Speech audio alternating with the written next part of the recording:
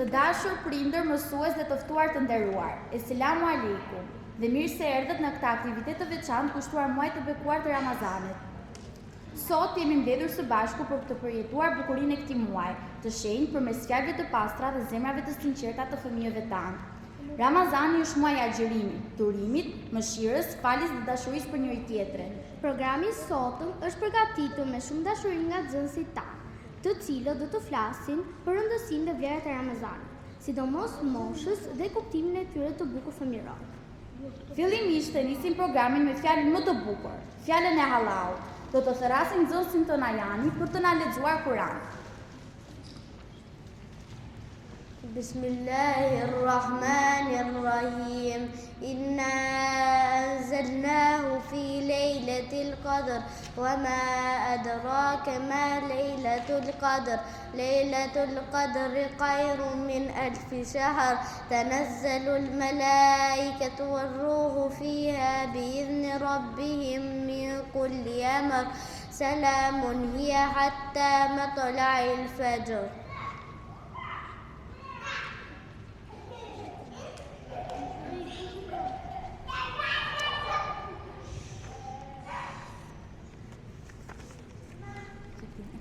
Tani do ta ftoj nxënësen Gjosli, e cila do të na flasë për farzin e agjerimit, një nga shtyllat më të rëndësishme të fesë islame.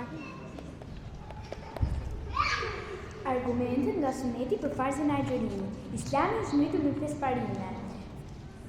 5 parime: dëshmimi se nuk ka zot tjetër veç Allahut dhe profeti Muhamedi është rob dhe i dërguari i tij. Falja e namazit, dhënia e zakatit, agjerimi i Ramazanit, vizita në xhami për ata që kanë mundësi. Një perspektiv tjetër që mund të ditë se agjerimi është farz është: te profeti erdhi një burr me trup e plot të çlegur dhe pyeti: "O i dërguari i Allahut, a më tregon se çka bërë të detyrueshme si agjerimi Allahu për mua?" Dhe profeti u përgjigj: "E bëri farz muajin e Ramazanit." Burri e pyeti përsëri: "A ka për mua një borxh tjetër përveç kësaj?" Profeti i tha: "Jo, përveç asaj, nuk të bësh vetë si nafile." Burri e pyeti profetin përsëri: "Më trego për zakatin që e bëri Allahu farz." Profeti i tregoi atij rrugët dhe parimet e Islamit. Më në fund burri tha kështu: "Betohem në Allahun që të ka dhuruar ty se s'kam të bërë as më shumë e as më pak se këto që më the." Atëherë profeti tha: "Po që se thot drejt, ky njeri ka shpëtuar, ose sipas një rrëfimi tjetër do të shkojë në xhenet." Falenderojmë nxënësen tonë Gjosli, Allahu ja shpërbleft. Tani nxënësja jonë Sekina do të na tregojë shkurtimisht historinë e agjerimit dhe si është urdhëruar ai. Historia e agjerimit. Si njëri prej adhurimeve, agjerimi ka ekzistuar me disa ndryshime në të gjitha periudhat historike. Ndërkaq këto ndryshime kanë ndodhur në disa çështje lidhur me rrotësinë e agjerimit. Mund të thuhet se pothuajse në të gjitha fetet e shkuara ka pasur agjerim ose adhurim të ngjashëm me agjerimin. Pavarësisht nga forma, ka synimi dhe përbërje. Për shembull, thuhet se keltët kanë agjeruar me meksikanët e vjetër, peruanët, babilonësit dhe austrianët i kanë dhënë rëndësi agjerimit. Argumenti më i madh për ekzistencën e agjerimit dhe para Islamit është kjo ajet: "O ju që keni besuar, ashtu siç u bë farz për të parë tuaj, agjerimi u bë farz dhe për ju që ruajeni nga mëkatet." Falenderojmë nxënësen tonë Sekina, Allahu ja shpëlbeft. Nxënësja jona Lesja do të na flas për rëndësinë e agjerimit në fenë islame dhe çfarë përfaqëson ai për besimit. Rëndësia e agjerimit në fenë islame. Si namazi, zakati dhe haxhi, edhe agjerimi është njëri prej adhurimeve për të cilat Zoti na ka ngarkuar me përgjegjësi për t'i kryer. Agjerimi është adhurimi, shpërblimi në të cilit Allahu i lartë e ka marrë mbi vete. Përgjegjësinë e të cilit nuk do ta mbajnë dot kalemat dhe librat e llogarisë. Është shenjë e marrëdhënieve të ndërsjellta midis besimtarit me Zotin e vet. Agjerimi është praktikë e përkohshme e aspektit njerëzor material të njeriut. Është ndërprerja e ngrënjes, pirjes e dëshirave dhe kërkesave epshore. Është çlirimi nga lidhjet materiale të kësaj bote. Përredhoi është shprehje e afrimit ndaj Allahut. Falenderojmë nxënësen tonë Alesja, Allahu ja shpërbleft. Tani, Adina do të ndaj me ne dobitë e agjerimit, si për shpirtin ashtu edhe për trupin.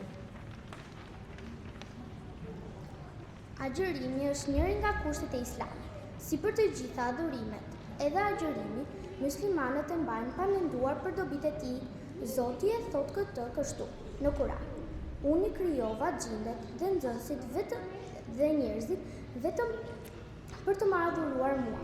Por qëllimi i ekzistencës së njeriu është t'i bëj adhurim Allahut. Shpërblimi i adhurimeve pritet nga Allahu. Fryti i adhurimeve është shpirtëror, por dobia e tyre do të shihet për jetën e pasme. Dobitë materiale që sjellin me vete disa adhurime, kushtësisë mund të jenë shkaqe dhe qëllimet e atyre adhurimeve. Ndërkaq do të mbahet parasysh se veprimet për të cilat ka urdhra hyjnor që të kryen janë gjëra të dobishme për njerëzit, kurse veprimet për të cilat ka urdhra hyjnor që mos të kryen ose thëndryshe, të cilat përbëjnë ndalime hyjnore, janë të dobishme për njerëzit. Pra, po të mbahen parasysh kjo, mund të thuhet se mendimet e premtimit të urtësive të urdhrave dhe ndalimeve hyjnore është një faktor që forcon besimin. Fundja, dobitë dhe interesat që na vijnë pa e menduar fare, pasi ti kemi kryer adhurimet, janë domosdoshmëri e urtësisë së Allahut.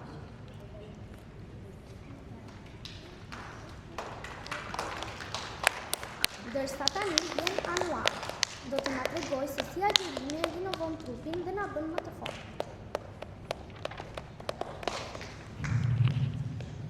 Shkencëtarët me famë botërore që ka fituar çmimin Nobel në vitin 1940, Alexis Carrel, në librin e tij Njeriu ky pa njohur thotë: gjatë agjërimit ushqimet e depozituara në organizëm harxhohen, më pas zëvendësohen me të reja dhe në këtë mënyrë në të gjithë trupin ndodh një rinovim, gjë e cila vërteton se agjërimi është më i dobishëm për trupin.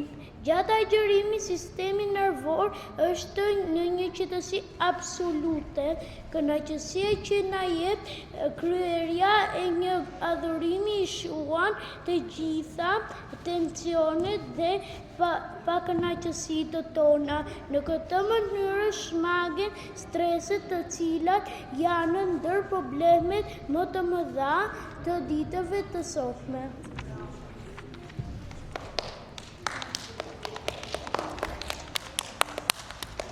Falenderoj Manuarin.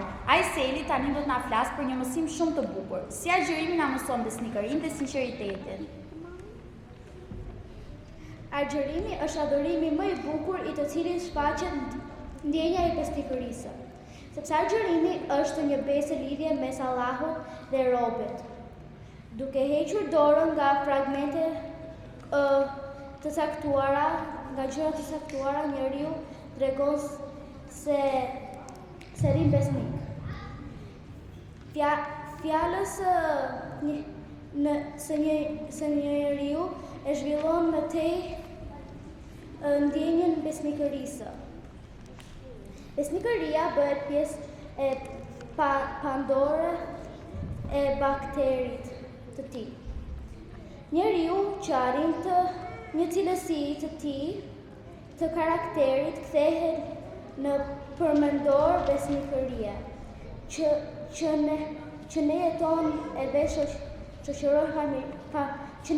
vetë shoqërore, familjare dhe individuale. Falenderoj nxënësin tonë Aise. Allahu ja shpërblet. Më pas vjen Ajra dhe të na shpjegoj se si agjërimi na mëson të përballojmë shqetësimet dhe vështirësitë.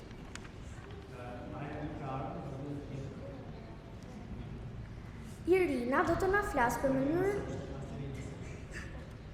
Nxënësja Irmira do të na tregoj për hapjet e iftarit, atë moment të bukur kur familja mblidhet së bashku.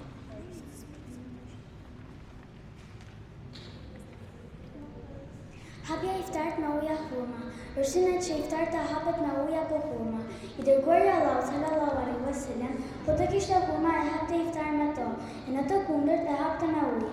Pastaj falte namaz Siç përcjell Hazret Enesi radiallahu anhu, i dërguari i Allahut para se të falte namaz, e çete iftarin me huma të njoma, po të mos kishte të njoma me të thata, e po të mos kishte as huma të thata, e hapte me ujë. Kurse sipas rrafimit të Sulejman bin Amrit, dërguari i Allahut ka porositur kështu: kush nga ju të jetë i agjëruar të bëjë iftar me huma, po të mos ketë huma të bëjë iftar me ujë, se uji është pastruesi më i mirë.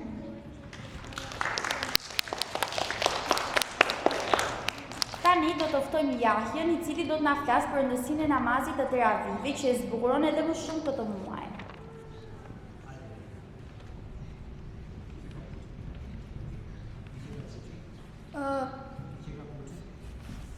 Fjala teravi është shumë si fjalës arabe teravie, dhe ka kuptim të pushos apo të qetësohesh. Gjatë muajit të Ramazanit, pas namazit të yatsis, ulja në teshehud pas çdo 4 rekateve është quajtur teravi, ku më vonë shumë si kësaj fjale i njohur me emrin teravi ka marrë emrin e namazit shtesë që falet në netët e Ramazanit. Teravit janë si sunet të forta. Është sunet për muajin e Ramazanit, për meshkujt dhe për femrat, dhe nuk ka të bëjë me agjërimin. Namazi teravie ka 20 rekate që falen pas namazit të yatsis dhe para namazit të vitrit. Fjala teravi me xhamat është kifai i sunet. Teravit falen me 10 selame dhe ndërmjet tyre bën 5 pushime të shkurtra. Pra jepet selam në çdo 2 rekat dhe pushohet në çdo 4 rekat. Por mund të falen edhe me 4 rekate. Pas pushimit të 5 plotësohet edhe falja e vitrit me xhamat. Profeti sallallahu alaihi wasallam përveç disa netëve teravit i ka falur dhe për t'i motivuar sahabët në fjalën e tij. Ka thënë: kush e fal namazin e Ramazanit duke shpresuar tek Allahu, atij do t'i falen të gjitha gjunat e bëra më parë. Po ashtu profeti sallallahu alaihi wasallam për rëndësinë e fjalës së teravis dhe të qenurit sunet të tyre është shprehur: Allahu ja ka bërë farz agjërimin në muajin e Ramazanit, ndërsa unë ju motivova që netëve të Ramazanit të falin namazin e teravis si sunetin tim. Kush agjëron me sinqeritet dhe duke besuar e pritur sevapet e Allahut, si dhe duke falur namazin e teravis, pastrohet nga mëkatet si të kishte lindur sot nga nëna e tij. Faleminderit Jani. Allahu ta shpërblet. Tashmë do të kalojmë në një temë tjetër, ku do të dëgjojmë disa hadithe të bukura nga nxënësit. Tani vjen Merjemi, Zahra, Amra dhe Enura, të cilët do të na ndajnë fjalë të urta dhe mësime.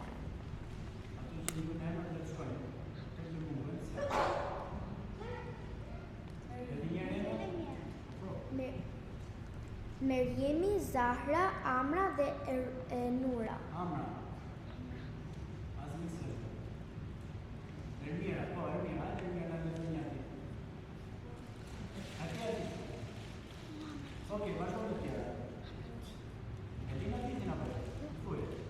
Pejgamberi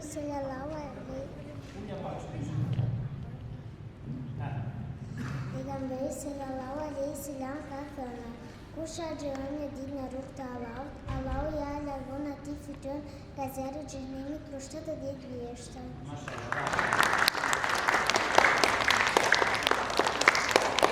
Tani do të dëgjojmë poezi për Ramazanin, dhe veçanërisht poezinë e nxënësit Herolindi me titullin Agjërimi im, muaji im i artë. Muaji i artë. Ramazani është muaji i artë. Na mëson fjalë e vepra të pastra, të ndajmë bukur me të tjerë, të jemi të seshëm, të sinqert për herë. Me agjerim dhe lutje të qetë, zemra gëzon, shpirti rritet lehtë. Ky muaj i bukur plot dritë na bën më të mirë çdo ditë. Agjerimi im. Sot agjeroj, jam shumë i gëzuar, me dërim jam i përqendruar, nga syfyri gjem në iftar, përpiqem shumë, jam krenar. Kur ezani thërret me zë, falenderoj Zotin për çdo gjë. Ramazani mëson mua të jem i duruar të të dua. Allahu na shpërblet Herolindi. Tani do vi Lea me tekst për ruajtjen e veshit. Ruajtja e veshit. Edhe e veshit që Allahu ka dhënë njerëzve si një amanet të çmuar, duhet mbajtur mbyllur nga gjërat të shëmtuara si gënjeshtra, përfolja pas shpine e tashetemet. Duhet shpangur nga vendet ku bëhen biseda të tilla. Kështu duhet t'i vepërojë besimtari. Dëgjimi një gjëje përmendje e së cilës ose diskutimi mbi të cilën është i shëmtuar është po aq i shëmtuar. Me këtë shprehje të shenjtë të tij, Kurani ka parë shumë të shëmtuar dëgjimin e gënjeshtrës. Për kushtimin për të dëgjuar fjalë, thënie ose biseda të gënjeshtërta. Ata vazhdimisht dëgjojnë gënjeshtra dhe hanë haram. Ramazani nuk do të ishte i njëjtë pa dashurinë dhe përkushtimin e gjysheve tona.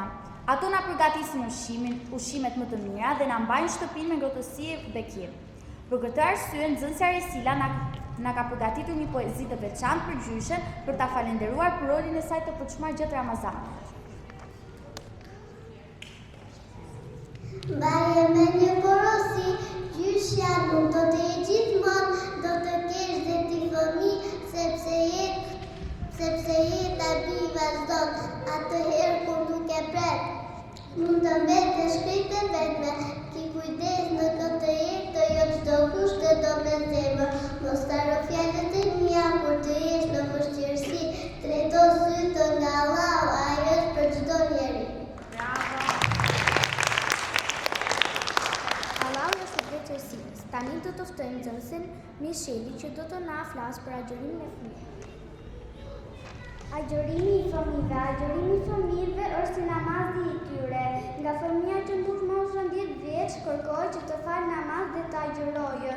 Ndoshta edhe duhet detyruar të agjërojnë në qoftë se nuk duan, por të mos agjërojnë nuk ka për detyrë ta bëjnë agjërimin kaza. Ndërkaq fëmia duhet të ketë mundësi fizike për të agjëruar. Nuk mund të detyrohet të agjërojë fëmia që mund të dëmtojnë nga agjërimi. Allah ja shpërblet Mishelin. Tani dhe në fund për nxënësve do ftojmë Uesin dhe Darjan për të na folur për natën e Kadrit.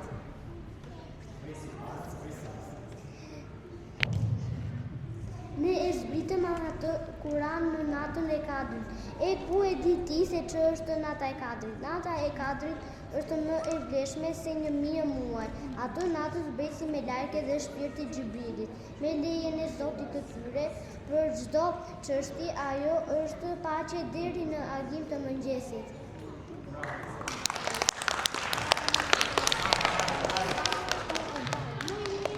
Ashtu si thuhet edhe në përkthimin e surës Kadr, njoftohemi se është më e vlefshme se 1000 muaj pa natën e Kadrit brenda tyre. Ky përgëzim hyjnor është aq i qartë dhe i fortë sa nuk lëvëm për asnjë koment tjetër. Si rrjedhojët, kjo është edhe një argument për vlerën më të lartë të kësaj nate. Në fund të programit tonë do të kemi kënaqësinë të dëgjojmë fjalën përshëndetëse të Hoxhës, i cili do të na japë disa këshilla të vlefshme për këtë muaj të bekuar.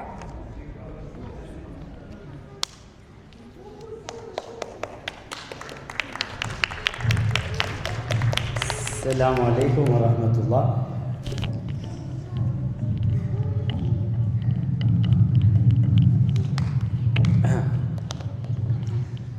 Atëre, falenderojmë nxënësit tanë me emocionet e tyre të bukura, u përpoqen të na japin edhe neve një emocion të shpirtit që të presim të mik të begat, siç është muaji Ramazani.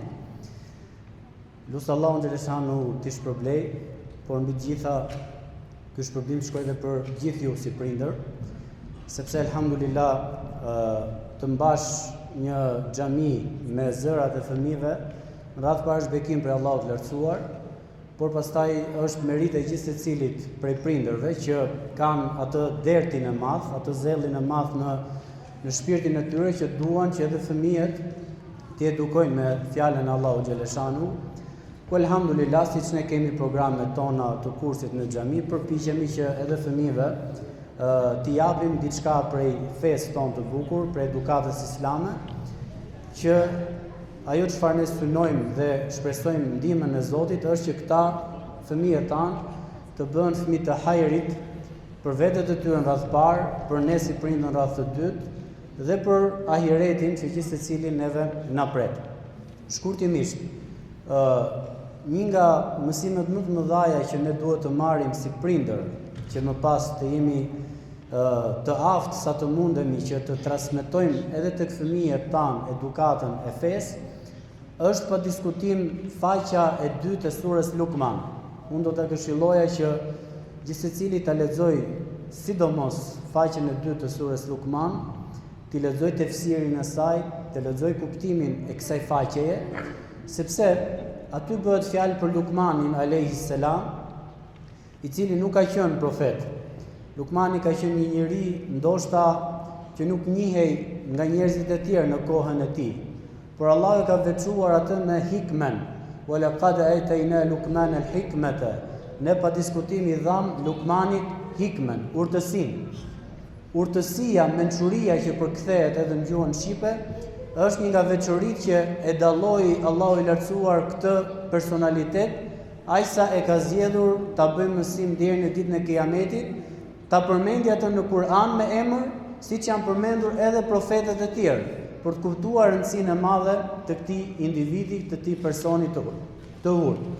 Por çfarë kishte si synim këshilla e këtij personi, Lukmanit, që Allahu do ta zgjidhte ta përmendë në Kur'an si shembull, sepse aty tregohet meraku i madh që ky kishte për fëmijën e tij. Dhe do ta këshilloj me disa gjëra që përmenden në radhë në këtë faqe. Për gjërave thelbësore është që të përmend që të adhuroj Allahun një të vetëm pa shok dhe mos t'i bëj atij idhujtari, mos t'i bëj atij shirk. Dhe kjo është gjëja më e rëndësishme që ne duhet të rrënjosim tek fëmijët tanë, që të kenë besimin e pastër në Allah, që sido që të rriten besimin e pastër në Allah, kurse mos ta lëkundin, pavarësisht provave që mund t'i vi në jetë atyre. Dhe ky është momenti më i mirë për ta bërë këtë gjë në këtë moshë, sepse skalitja e diturisë në këtë moshë është si të skalitësh në gur. Ai do të mbijetoj gjatë gjithë kohës. Dhe kjo është mosha që ne duhet të tregojmë një kujdes të madh në edukatën e fëmijëve. Po ashtu Allahu përmend ku thot se aty përmend prindin e kundërt dhe jo të mirin. Dhe thot se fëmija tashmë drejtohet fëmijëve, nuk duhet ta dëgjojnë prindin nëse prindi e fton në mosbesim. Në të kundërt, të gjitha çështjet e jetës fëmia duhet të kujdeset për prindrin. Duhet ta respektojë atë. Në Kur'an thuhet që nuk duhet i thuhet as of prindit. Ku ka edukat më të bukur se kjo? Se kjo gjë. Do të thotë prindi duke edukuar fëmijën me Islam ka investuar për veten e tij, që të ketë një fëmijë që nesër pas nesër mos ta udhë rrugëve, që nesër pas nesër mos ta çojë në azile, që nesër pas nesër mos të bëjë dhe gjëra më të tmerrshme siç ne po dëgjojmë. Pse? Sepse pikërisht pra mungon edukata e besimit në Zot. Ku pikërisht thot Allahu në këtë faqe të kësaj sureje që o biri im, ki kujdes, edhe nëse bën një vepër, qoftë ajo sa një grimcë e vogël.